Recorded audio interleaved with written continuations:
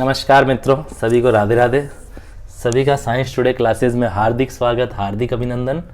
हम इसके ऊपर आपको 12th क्लास की जीव विज्ञान अर्थात बायोलॉजी पढ़ा रहे हैं।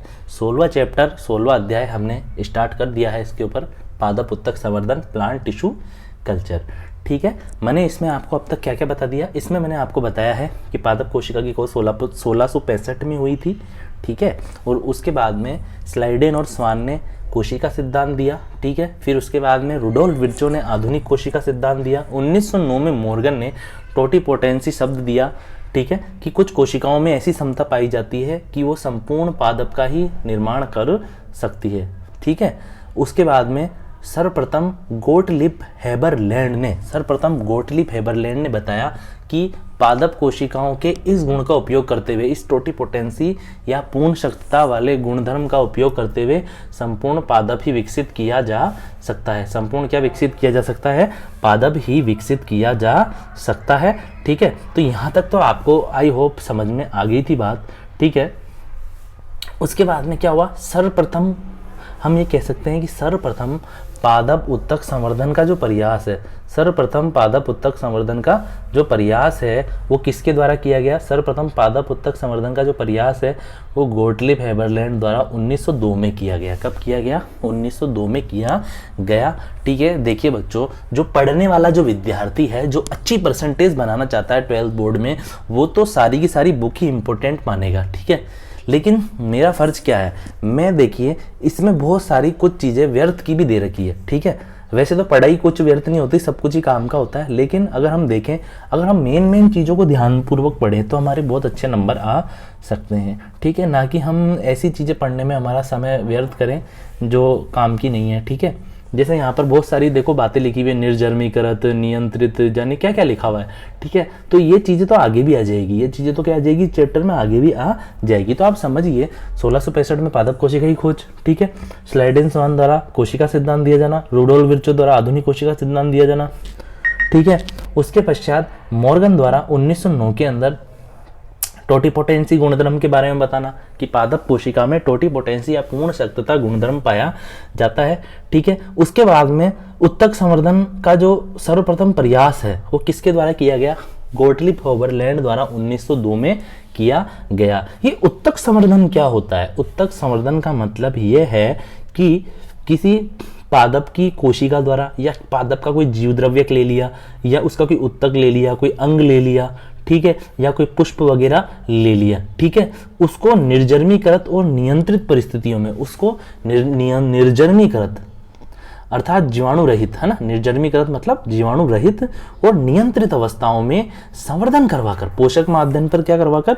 संवर्धन करवाकर नए पादप प्राप्त करना ही क्या कहलाता है? पादप उत्तक संवर्धन कहलाता है। ठीक है, इसे हम एक चित्र द्वारा समझते हैं। यहाँ पर देखिए, आप ध्यानपूर्वक देखिए, ये एक टेस्ट ट्यूब है। क्या है? ये एक टेस्ट ट्यूब है। ठीक है, इसके अंदर अपन ने क्या ले ली? रेत ले ली। क्या ले ली? इसके अंदर रेत ले ली। ठीक है, रेत ले ली, और इस रेत के ऊपर पे मैंने क्या किया? एक, हम कह सकते हैं इस रेत के ऊपर अपन ने एक पादप का उत्तक का टुकड़ा ले लिया। ये हरा हरा सा क्या है? पादप उत्तक का टुकड़ा ले लिया। ठीक है, साथ में कुछ पोषक पदार्थ डाले। तो अब जो ये स्परक नली में रेत ली है, ये कर रही है संवर्धन माध्यम का कार्य।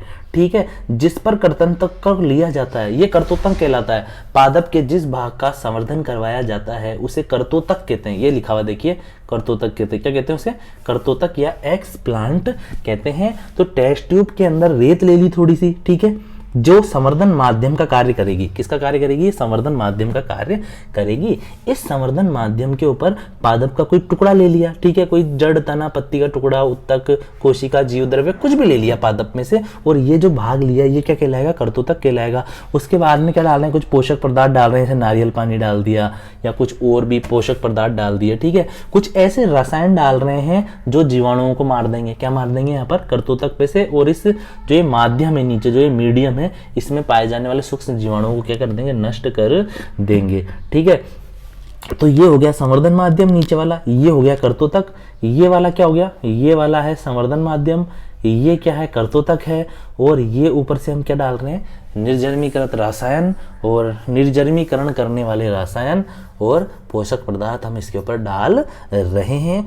ठीक है, तो यहाँ पर क्या करवा रहे हैं, एक तरह से आप खुद देखिए, पादप का कोई जीव द्रव्य, पादप का कोई हो गया जीव द्रव्य, पादप का क्या ले लिया, कोई पादप का कोई जीव द्रव्य, पादप का कोई, ये रहा जीव द्रव्य है ना, पादप का कोई जीव द्रव्य, देखिए पादप का कोई जीव द्रव्यक ले लिया, ठीक है, या कोई कोशिका ले ली, ठीक है, या कोई उत्तक ले लिया, अंग ले लिया, या संपूर्ण तंत्र को निर्जन्मीकृत और नियंत्रित अवस्थाओं में, निर्जन्मीकृत तो कर ही दिया ना कुछ रसायन डालकर, ठीक है, और नियंत्रित परिस्थितियों में, नियंत्रित परिस्थिति का मतलब संपूर्ण क्रिया किसमें करवाई जा रही है, परख नली के अंदर करवाई जा रही है।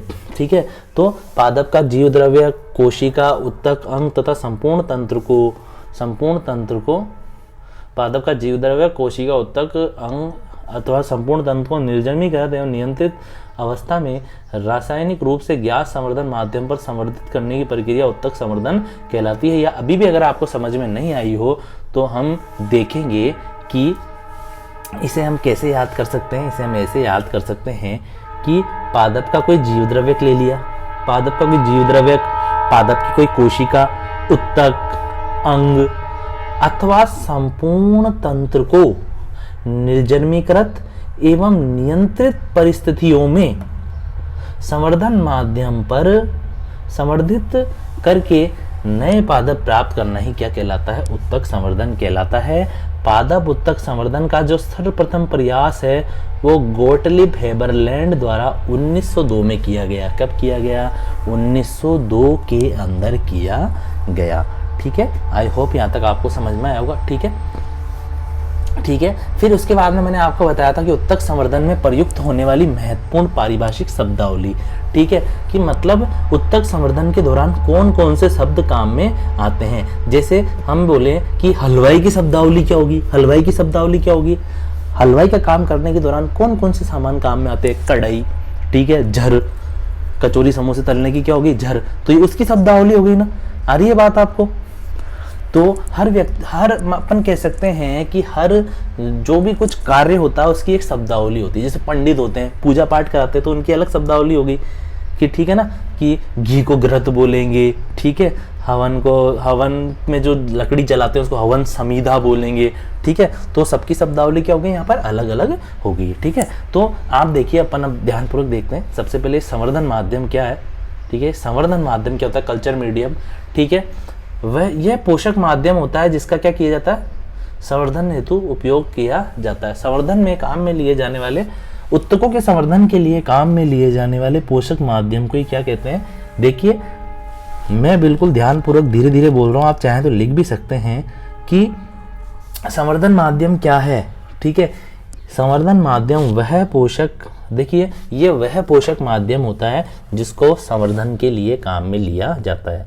ठीक है, संवर्धन माध्यम क्या है, ये पोषक माध्यम है जिसे उत्तकों के संवर्धन के लिए काम में लिया जाता है। फिर उसके बाद में आप देखिए कर्तोतक, पादप का वह भाग, जैसे उसका जड़, तना, पत्ती, जीव द्रव्यक आदि जिसका संवर्धन करवाया जाता है, वो क्या कहलाता है, वो कर्तोतक कहलाता है। ठीक है, उसके बाद में हम देखेंगे ये किण या केलस क्या है, कि ये किण या केलस क्या है। इधर आप देखिए ध्यानपूर्वक कि ये किण या केलस क्या है। देखिए, जो ये किण या केलस है,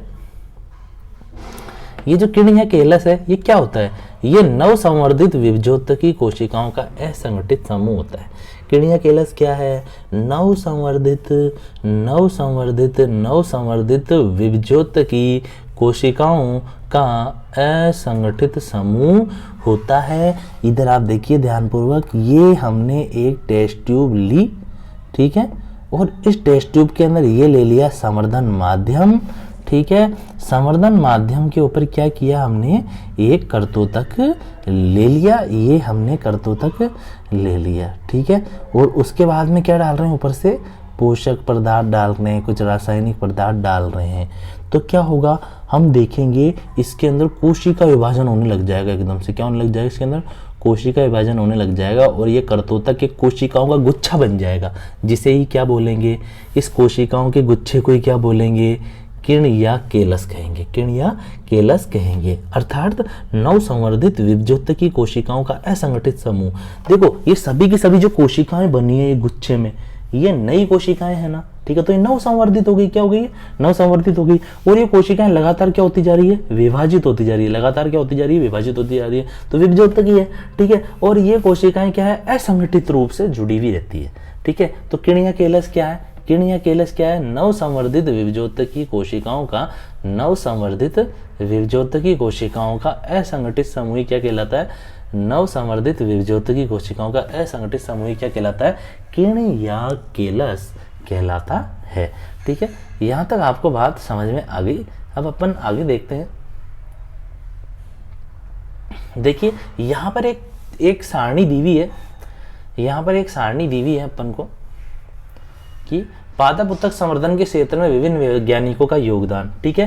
तो बच्चों ये चीज आपके सिलेबस में से हटा दी गई है इस बार, ठीक है, कोरोना की देन है ये, ठीक है, कोरोना की वजह से ये सारणी नहीं आएगी अब, ठीक है ना। अब हम आगे देखते हैं जीव द्रव्य क्या होता है, ठीक है, जीव द्रव्य क्या होता है इसके बारे में हम देखते हैं। देखिए जीव द्रव्य के बारे में मैं आपको समझाता हूं। देखिए इधर आप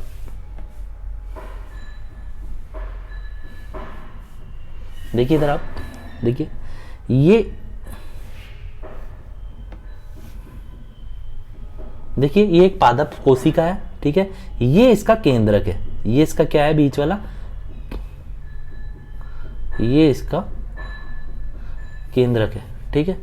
और ये चारों तरफ जो ये मैं दाने दाने से बना रहा हूं, ये इसका क्या है, कोशिका, ये इसका कोशिका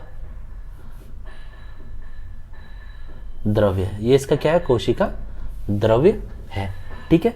ये क्या है, सीएम है, सीएम सेल मेम्ब्रेन अर्थात कोशिका झिल्ली, ठीक है। अब आप ध्यानपूर्वक देखिए कि मैं इसके चारों तरफ क्या बना रहा हूं,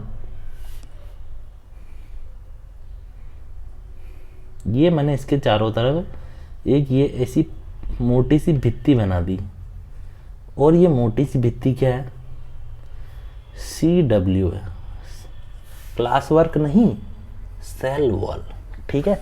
तो पादप कोशिका में केंद्रक होगा, कोशिका द्रव होगा, कोशिका झिल्ली होगी उसके चारों तरफ, ठीक है। और कोशिका झिल्ली के चारों तरफ क्या पाई जाती है, कोशिका भित्ति पाई जाती है, ठीक है। यहां तक आपको समझ में आया होगा, ठीक है। अब अपन क्या करें, अगर अपन इस पादप कोशिका की कोशिका भित्ति हटा दें तो केवल क्या रह जाएगा, केंद्रक रह जाएगा, कोशिका द्रव रह जाएगा, और ये कोशिका झिल्ली रह जाएगी, ठीक है। तो क्या है, कोशिका भित्ति रहित पादप कोशिका को जीव द्रव्य बोलते हैं। जिस कोशिका की कोशिका भित्ति को हटा दिया जाता है वही जीव द्रव्य के कहलाती है। निर्जर्मीकरण मतलब क्या है, सूक्ष्म जीवों को नष्ट करने की प्रक्रिया। यहाँ पर लिखा हुआ है सूक्ष्म जीवों के समूल, उन्मूलन, पुनमूलन।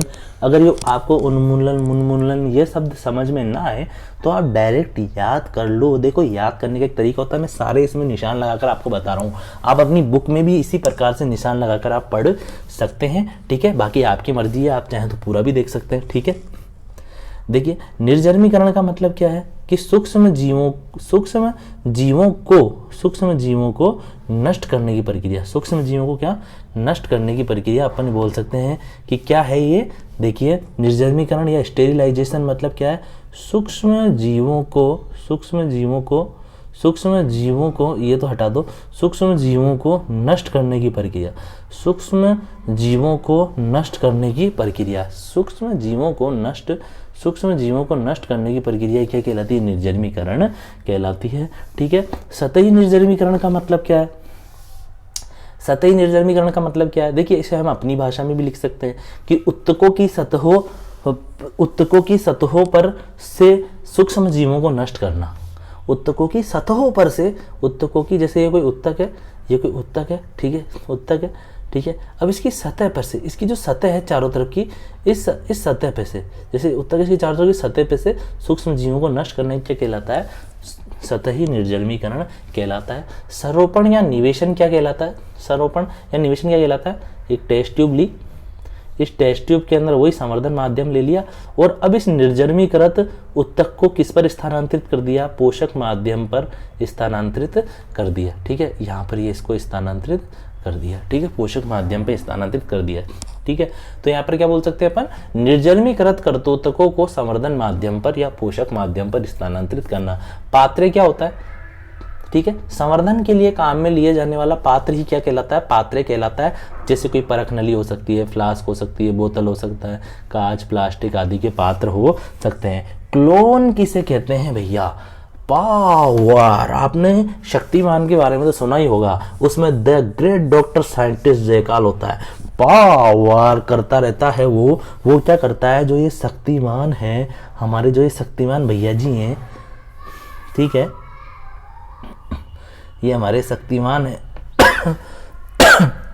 ये बीच में चक्रा रहता है इसके, ठीक है, ये हमारे शक्तिमान का क्या बना देते हैं, ये डॉक्टर जयकाल क्या बना देते हैं, शक्तिमान का क्लोन बना देते हैं और एक नया शक्तिमान और उत्पन्न हो जाता है, ठीक है।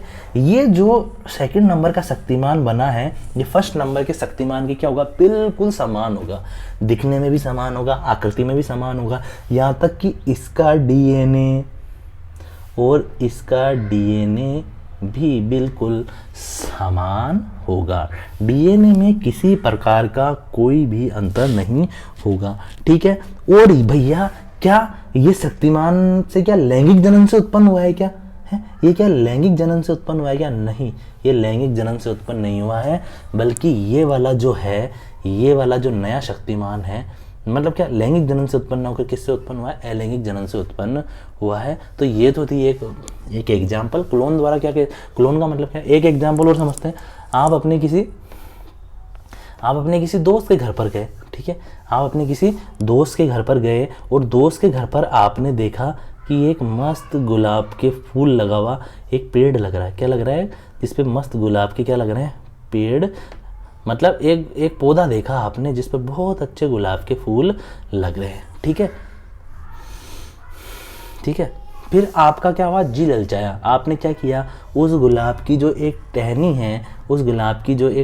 है, वो आप काट कर ले आए, कि बोले भाई मैं तो ये एक टहनी का टुकड़ा ले जा रहा हूँ, ठीक है। फिर आपने घर पे आकर उस टहनी को मिट्टी के अंदर रोप दिया, मिट्टी के अंदर उगा दिया, पानी वानी दिया, थोड़ा बहुत पानी वानी डाला, ठीक है। तो आप क्या देखेंगे, कुछ समय पश्चात इसमें भी पत्तियाँ लग जाएगी, पुष्प वगैरह उत्पन्न होने लग जाएंगे। समझ में आ रही है बात आपको।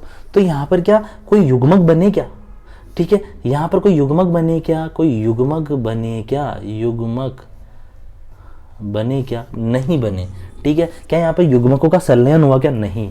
ये अलैंगिक जनन मतलब क्या है, पौधे के जड़, तना, पत्ती द्वारा होने वाले जनन को क्या बोलते हैं, कायिक जनन बोलते हैं, या अलैंगिक जनन भी बोल सकते हैं, ठीक है। तो अलैंगिक जनन की विधियों द्वारा मात्र पादप के समान संततियां विकसित करना ही, देखो अलैंगिक जनन द्वारा मात्र पादप के समान विकसित संततियों को क्या बोलते हैं, अलैंगिक जनन द्वारा मात्र पादप के समान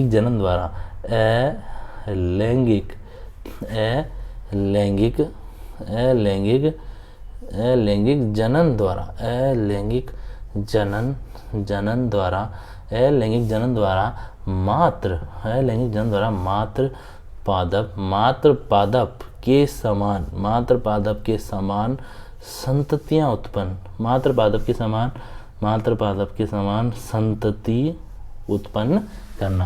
अलैंगिक जनन द्वारा मात्र पादप के समान संतति, मात्र पादप के समान उत्पन्न, अब बिल्कुल ये फिट हो गया, अब अच्छा हो गया बिल्कुल।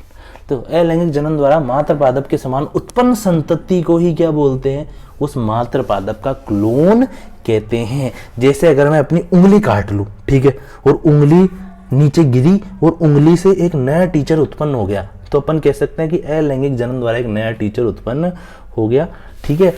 फिर वो पता चला वो फिजिक्स पढ़ाने लग गया, ठीक है, तो मेरा काम और आसान हो गया। अब इधर आप मेरी बात सुनिए, देखिए अलैंगिक जनन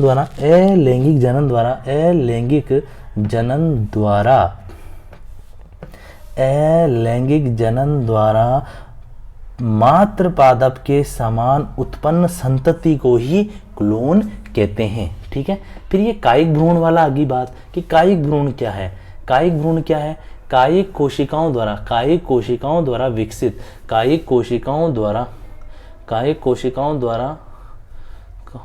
विकसित कायिक कोशिकाओं द्वारा विकसित भ्रूण, कायिक कोशिकाओं द्वारा विकसित भ्रूण, कायिक कोशिकाओं द्वारा विकसित भ्रूण ही क्या कहलाता है? कायिक भ्रूण कहलाता है। कायिक कोशिकाएं क्या हो सकती है? जड़ तना पत्ती में पाई जाने वाली कोशिकाएं, जड़ तना पत्ती में पाई जाने वाली कोशिकाएं। इसके बाद में हम देखेंगे कृत्रिम बीज। ये संपुटीकृत कायिक भ्रूण होता है। ये क्या होता है भैया? ये संपुटीकृत कायिक भ्रूण होता है। संपुटीकृत कायिक भ्रूण ये होता है, संपुटीकृत कायिक भ्रूण होता है। आपने देखा होगा कभी आप मंदिर में जाते हो तो आपको एक ऐसा प्रसाद सा दिया जाता है। क्या दिया जाता है खाने के लिए? ऐसा मखाना सा दिया जाता है, जिसमें बीच में तो गेहूं का दाना होता है। बीच में तो क्या होता है?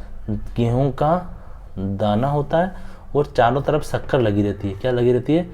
शक्कर, चारों तरफ शक्कर लगी रहती है। ठीक है, तो हम ये कह सकते हैं कि ये गेहूं का दाना है और इस गेहूं के दाने को इस शक्कर द्वारा क्या कर दिया? संपुटीकृत कर दिया। संपुट मतलब होता है कैप्सूल, कि शक्कर दाने के की मतलब गेहूं के दाने के चारों तरफ शक्कर का क्या पाया जा रहा है? कैप्सूल पाया जा रहा है, शक्कर का संपुट पाया जा रहा है। तो उसी प्रकार से क्या किया कि जो कायिक जनन के द्वारा जो मतलब अपन कह सकते हैं कि जो कायिक जनन के द्वारा जो कायिक भ्रूण उत्पन्न हो रहा है, ठीक है, या कायिक कोशिकाओं के संवर्धन द्वारा जो कायिक भ्रूण उत्पन्न हो रहा है उसको संपुटीकृत कर देना, उसको एक आवरण में बंद कर देना, क्या कहलाता है? कृत्रिम बीज कहलाता है। भ्रूणाभ क्या होते हैं? पात्रे विधि द्वारा कायिक कोशिकाओं से विकसित भ्रूण सदस्य संरचनाएं क्या कहलाती है? भ्रूणाभ कहलाती है। ठीक है, या इसे ये भी कह सकते हैं अपन कि पादप उत्तक संवर्धन विधि द्वारा उत्पन्न छोटे छोटे जो पादप होते हैं, ठीक है, उसे ही क्या बोलते हैं? भ्रूणाभ कहते हैं। सूक्ष्म प्रवर्धन, ये एग्जाम में आ सकता है 1 नंबर का, ये इम्पोर्टेंट है भैया, इसे पढ़ लेना आप कि सूक्ष्म प्रवर्धन किसे कहते हैं? कि उत्तक संवर्धन विधि से उत्पन्न पादप ही क्या कहलाते हैं? सूक्ष्म प्रवर्धक कहलाता है। सूक्ष्म प्रवर्ध कहलाता है। क्या कहलाता है? सूक्ष्म प्रवर्धन। यहाँ पर लिखा हुआ है सूक्ष्म प्रवर्धन, यहाँ पे क्या लिखा हुआ है? यहाँ पर सूक्ष्म प्रवर्ध नहीं, यहाँ तो लिखा हुआ है सूक्ष्म प्रवर्धन। यहाँ पर लिखा हुआ है सूक्ष्म प्रवर्धन लिखा हुआ है, यहाँ पर माइक्रो प्रोपेगेशन। तो इसका मतलब क्या है? उत्तक संवर्धन विधि से पादप उत्पन्न करना ही क्या कहलाता है? सूक्ष्म प्रवर्धन कहलाता है। यहाँ पर एक छोटा सा उत्तक है, ठीक है, और उसमें संवर्धन करवाकर उससे एक पूरा विकसित पादप प्राप्त कर लिया, तो ये क्या हो गया? सूक्ष्म प्रवर्धन हो गया ना। मतलब सूक्ष्म चीज का प्रवर्धन करवाकर उसको बड़ा करवाकर एक पादप उत्पन्न कर लिया। ठीक है, तो आई होप आपको आज समझ में आया होगा जो भी मैंने बताया है। ठीक है, नेक्स्ट क्लास के अंदर मैं आपको पढ़ाऊंगा। नेक्स्ट क्लास के अंदर देखिए, यहाँ पर मेरी बात सुनिए आप, जो यहाँ पर ये दिया हुआ है पादप उत्तक संवर्धन कार्य हेतु आवश्यक संसाधन, ये भी कोई इतना इम्पोर्टेंट नहीं है। नेक्स्ट क्लास के अंदर मैं आपको बताऊंगा सूक्ष्म प्रवर्धन के चरण, steps of micropropagation. Okay, thank you, tata, take care. सभी को राधे राधे, जय श्री कृष्णा। सभी को bye bye, tata, take care. Okay.